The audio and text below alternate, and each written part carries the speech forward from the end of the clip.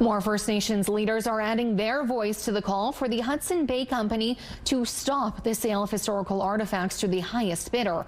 Instead, the group wants any cultural, ceremonial, and sacred items to be returned to the nations where they belong. With more, CTV's Michelle Gerwing joins us now live.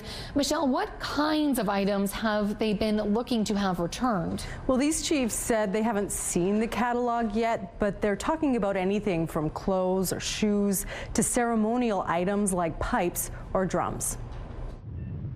After 355 years in business, Hudson's Bay Company is closing up shop and selling everything it owns to pay off debts. Among its assets are thousands of historical artifacts and art pieces.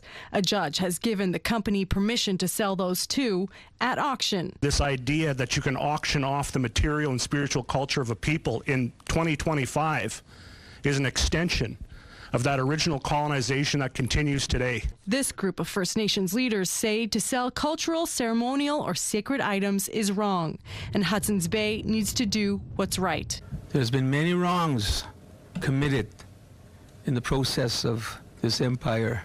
It's time to reconcile with us. And instead allow First Nations to review the catalog and identify cultural property to be repatriated, not sold to the highest bidder. Our artifacts have to come home to us and be cared for in a good way by us. And if we want to share that with the world, that should be for First Nations to decide that. Manitoba Métis Federation President David Chartrand agrees, but says this work shouldn't be left for First Nations governments and advocates to do alone. It's very important that Canada steps in now and say, whoa, this is our story too. And we need to, this product and these institutions of information or artifacts need to stay where it belongs, in a country that created it. There's hope Hudson's Bay will engage in the process as a meeting is set for Friday. I think that there has to be something there, and so we'll push where we can, and obviously we'll try to push to the furthest extent possible to get all of our artifacts in our possession. Neither the federal government or HBC answered CTV News' requests for comment.